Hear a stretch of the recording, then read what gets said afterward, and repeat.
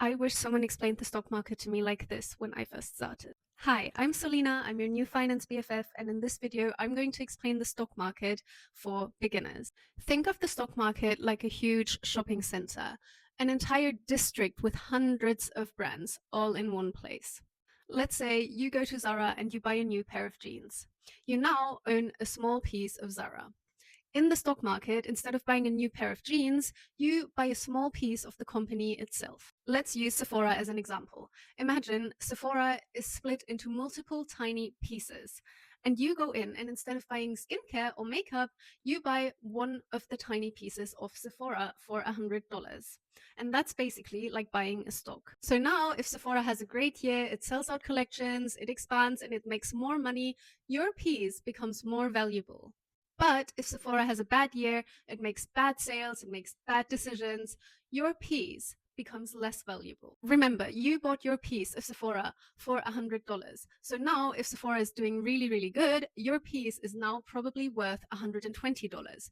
However, if Sephora is doing really, really bad, your piece might drop below $100. And that is essentially how stock prices go up and down. Now, some companies want to reward their loyal customers that own a piece of the company.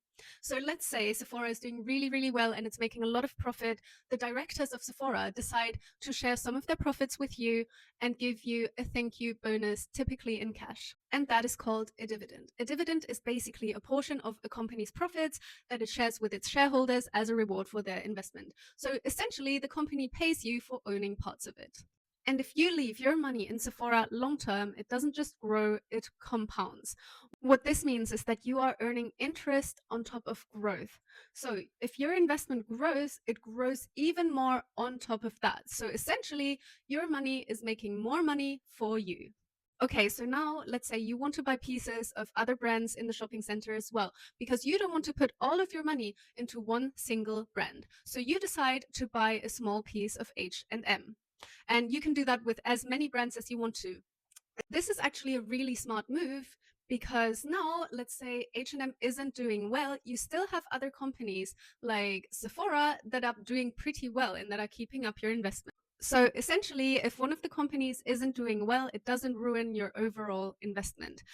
Because you didn't put all of your eggs into one basket, you diversified the risk and you protected your money. And this is what we call an ETF. An ETF essentially is a basket of multiple different companies.